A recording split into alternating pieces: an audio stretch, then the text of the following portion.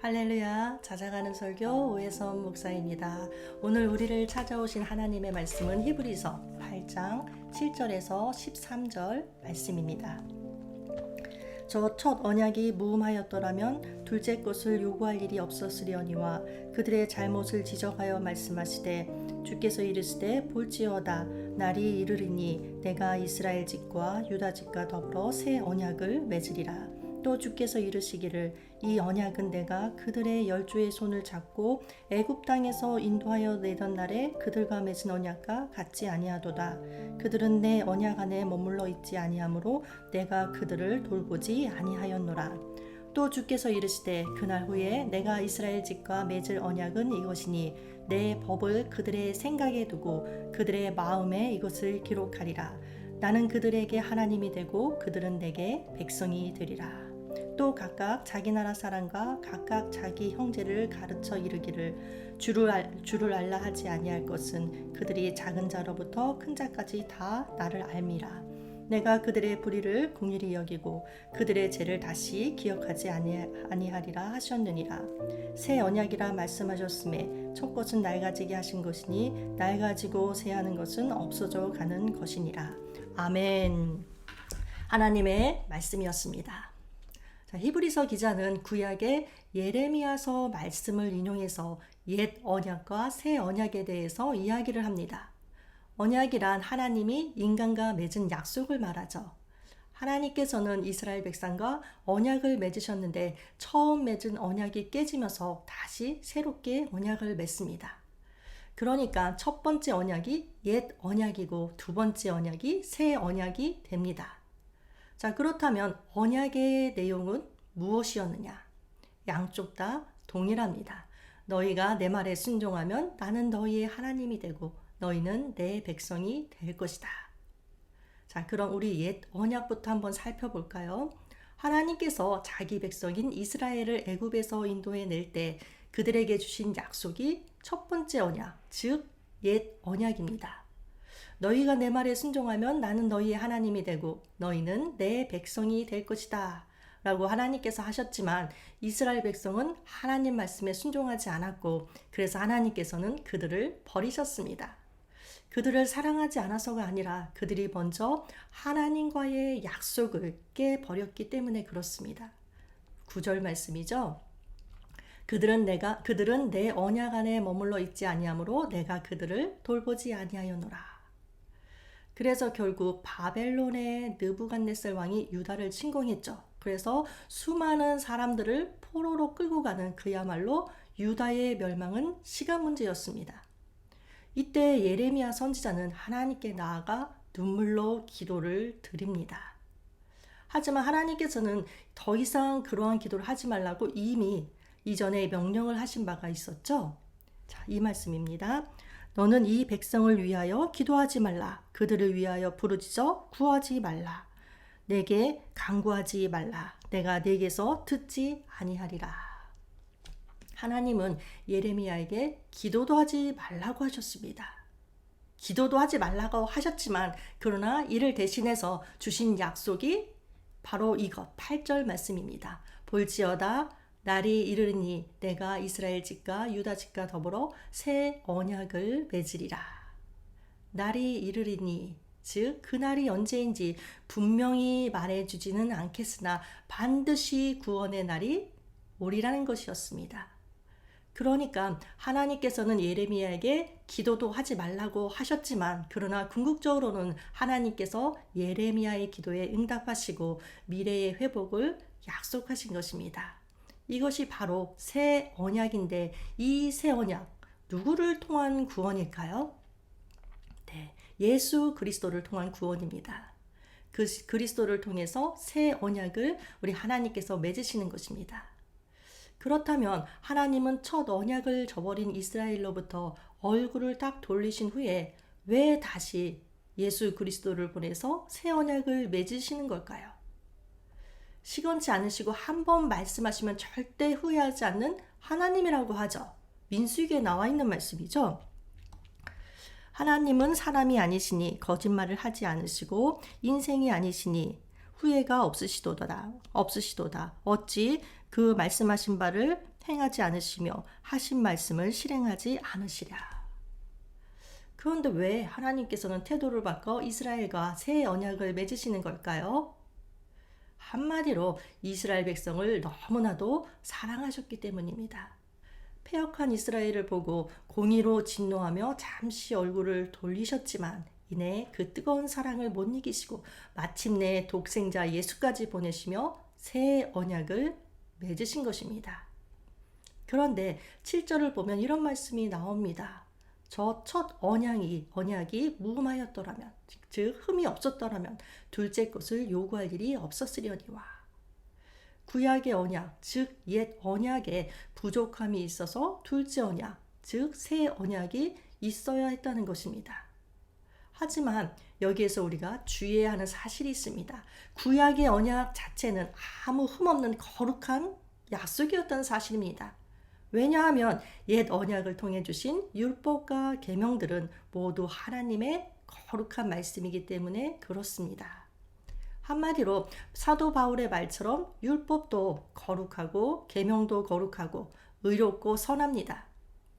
그렇다면 어째서 히브리서 기자는 첫 언약을 가리켜서 흠이 있다고 말할까요?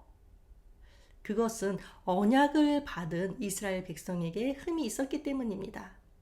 구약에 일관되게 흐르고 있는 그 선지자들의 외침이 하나님의 이스라엘 백성을 향한 책망이었죠. 그래서 하나님께서 어쩔 수 없이 독생자 예수를 십자가에 못 박게 한 것은 첫 언약이 부족함 때문이 아니라는 것입니다. 그 언약을 불성실하게 이행한 이스라엘 백성들 때문이었습니다. 하나님께서 제정하신 율법이 문제였던 것이 아니라 이스라엘 백성, 아니 인간이 문제였던 것입니다. 그래서 새 언약의 중보시고 새 언약의 완성자이신 새 언약 그 자체이신 예수님이 우리에게 오셨습니다. 이 새 언약에 대해서 하나님께서는 이렇게 말씀하세요. 9절 말씀이죠. 애굽 땅에서 인도하여 내던 날에 그들과 맺은 언약과 같지 아니하도다. 새 언약은 옛 언약과 비교하면 전혀 다른 언약이라는 것입니다. 6절에서는 새 언약을 더 좋은 약속, 더 좋은 언약이라고 표현합니다. 그렇다면 어떤 면에서 새 언약이 더 좋은 약속이 되는 것일까? 자, 첫 번째, 율법의 내면화입니다. 10절 말씀이죠. 내 법을 그들의 생각에 두고 그들의 마음에 이것을 기록하리라. 그러니까 전에는 구약시대에는 돌비에 법을 기록해 주셨습니다. 돌판에 십계명을 새겨 주셨죠. 그러니까 내 외부 바깥쪽입니다. 그러나 예수님 오신 이후로는 내 안에, 즉 내 마음에 하나님의 말씀을 기록해 주신다고 합니다. 그래서 율법의 내면화라고 합니다. 그런데 하나님의 법을 내 마음에 기록해 주신다. 내 속에 둔다. 의미가 약간 모호하죠. 이게 뭘 말하는 걸까요? 자, 내 마음에 기록해 준다는 것은 무엇이냐? 내 생각에 관통하는 것의 중심에 하나님의 말씀이 자리 잡게 해주신다는 것입니다. 내 법을 그들의 생각에 두고 라고 하시죠. 자, 다시 한번 옛 언약은 율법이 바깥쪽, 즉 돌판에 새겨졌다면 새 언약은 내 마음에 새겨진다. 자, 이 둘의 차이점이 무엇이냐? 하나님께서 말씀하셨죠. 오직 그 말씀이 내게 매우 가까워서 내 입에 있으며 내 마음에 있은즉 이를 행할 수 있느니라. 돌비에 율법이 새겨진 이스라엘 백성은 하나님 말씀에 순종하는 데 실패했습니다. 그러나 생각과 마음에 말씀이 새겨지는 우리는 이를 행할 수 있느니라. 순종할 수 있다는 것입니다. 사람은 누구나가 다 자기가 생각하는 대로 말하고 생각하고 행동합니다. 자, 그렇습니다. 그래서 내 마음에 하나님의 말씀이 아닌 다른 것이 있기 때문에 엉뚱한 길로 가는 거죠. 그런데 사실 마음에 기록되는 것은 하나님의 말씀만이 아니라 죄도 마음에 기록된다고 합니다. 유다의 죄를 금강석 철필로 마음에 기록했다라는 표현이 예레미야서 17장 1절에 나옵니다. 이 죄가 마음에 기록되니까 그래서 만물보다 거짓되고 심히 부패한 것은 마음이라 라고 하셨습니다. 죄로 부패해진 우리의 마음에 말씀을 새겨주심, 이것은 곧 할례 받은 마음입니다. 마음에 할례를 받으면 어떻게 될까요?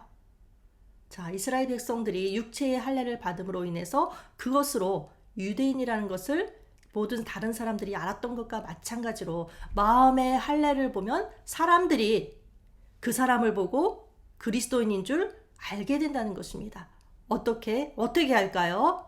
이 마음의 할례를 받으면 그것은 그 말씀이 마음에 새겨지는 것이라고 그랬죠. 그래서 그것이 삶의 모습을 통해 보여지는 것입니다. 보여지니까 사람들이 그래서 어떤 사람을 보고 그리스도인을 보고 알게 된다는 것입니다. 그런데 하나님의 말씀이 내 안에 내 마음에 새겨지기 위해서는 먼저 내가 마음을 다해서 말씀을 들어야 하고 또 많이 읽어야 합니다. 내가 듣지도 않고 별로 읽지도 않는다면 말씀이 내 안에 기록될 수 없습니다. 내가 듣지 않거나 읽지 않으면 하나님은 내 마음에 그 말씀을 새겨주실 수 없겠죠. 하나님은 금나와라 뚝딱 하는 식의 요술방망이와 같은 그런 일은 하지 않으시기 때문입니다. 그래서 모든 일에는 우리 주로 흔히 얘기하기를 하나님이 다 하셨다라고 말하지만 사실은 그 이면으로 들어가 보면 내가 해야 할 일이 있고 또 하나님이 하실 일이 따로 있습니다. 자, 두 번째, 하나님에 대한 지식, 즉 신지식의 충만입니다. 11절 말씀입니다. 또 각각 자기 나라 사람과 각각 자기 형제를 가르쳐 이르기를 주를 알라 하지 아니할 것은 그들이 작은 자로부터 큰 자까지 다 나를 알미라.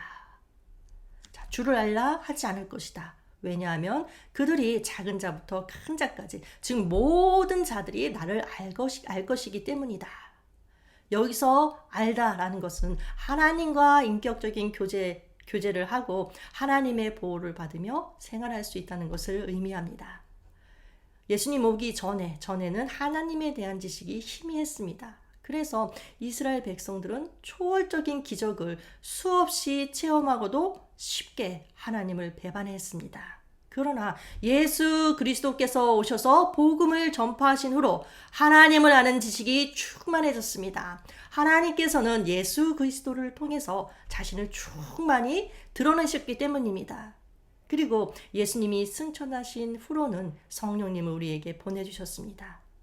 예수님은 떠나셨지만 그러나 성령의 임재를 통해서 예수님은 우리 안에 들어와 계십니다. 이것을 성령님의 내주하심이라고 하죠.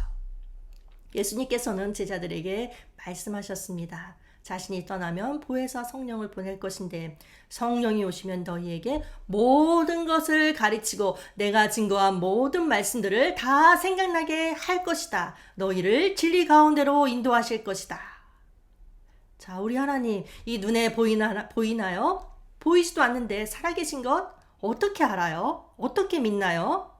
비록 이 눈으로 보이지는 않지만 놀랍게도 성령님께서 하나님을 알게 해주신다는 것입니다. 그리고 믿게 해주신다는 것입니다. 그렇다면 여러분들 하나님이 살아계시다는 것 정말 믿으시나요? 아니 믿는 게 아니라 믿어지시나요? 자, 믿는 것과 믿어지는 것 조금 다를 수 있습니다. 믿는다는 것은 어쩌면 자신의 의지로 가진 믿음일 수도 있다는 것입니다. 믿음은 나의 의지나 신념으로 갖는 것이 아니라 나의 이성으로 이해하는 것이 아니라 하늘로부터 내려와야 합니다. 만약 내 의지와 상관없이 내가 믿으려고 한 게 아니라 저절로 믿어진다면 믿을 수 있도록 성령님께서 역사하신 것입니다. 그런데 솔직히 나는 잘 모르겠다 하시는 분 어떻게 해야 할까요? 솔직하게 기도하면 됩니다. 하나님 정말로 살아계시다는 것 더 확신을 갖고 믿을 수 있도록 믿음을 주세요. 하나님을 잘 알 수 있도록 성령님 도와주세요 라고 기도하면 하나님은 반드시 응답해 주시고 또 그런 기도하시는 분을 너무나도 사랑스럽게 바라보실 것입니다. 왜냐하면 하나님 자신을 알려달라는 기도보다 하나님이 더 기뻐하실 기도가 어디 있겠습니까? 자, 이제 세 번째, 어떤 면에서 새 언약은 더 좋은 약속이 되는가? 첫 번째는 율법에 내면하였습니다. 두 번째는 신지식의 충만이었고 이제 세 번째는 완전한 죄 사유의 은총입니다. 12절 말씀이죠. 내가 그들의 불의를 긍휼히 여기고 그들의 죄를 다시 기억하지 아니하리라. 자, 이건 이런 말씀이에요. 얘들아, 너희들이 내가 보낸 선지자들의 말을 듣지 않아서 내가 너희를 버렸지만 나는 너희가 다시 내 백성이 되었으면 좋겠어. 내 아들 예수를 너희에게 보내줄 테니까 이제라도 내 아들 예수의 말을 들어. 그러면 내가 너희의 모든 죄를 용서해주고 너희들이 잘못한 거 기억조차 하지 않을 거야. 깨끗하게 잊어줄게. 자, 예수 그리스도를 통해서 새로운 약속을 주시는 것입니다. 그리고 예수 그리스도께서 오셔서 십자가 구속 사역을 완수하신 이후로 하나님의 긍휼과 사죄의 은총이 넘치게 되었습니다. 믿는 자들은 예수 그리스도 안에서 모든 죄악과 허물이 다 씻음을 받고 깨끗해지는 복을 받았습니다. 이것을 죄사함의 은혜라고 하죠. 죄사함의 은혜가 복 중에서도 가장 큰 복입니다. 그런데 종종 이렇게 말씀하시는 분들을 만나게 됩니다. 예수님 믿었지만 믿었어도 별로 받은 복이 없어요. 자, 하나님께서 이 말을 들으신다면 어떤 심정이실까요? 하나님은 어떤 분이십니까? 우리의 죄 문제를 해결해 주기 위해서 하나밖에 없는 자신의 아들까지 내어주신 분입니다. 그래서 우리는 저주가 해결되었고 그리고 지옥의 두려움이 사라졌고 천국에서 하나님과 영생을 누리게 되었습니다. 그래서 우리는 이미 가장 큰 복을 받은 사람들입니다. 이것은 예수님이 십자가상에서 흘리신 보혈의 공로덕입니다. 우리 모두 다시 한번 예수님의 십자가를 묵상해 보시기 바랍니다.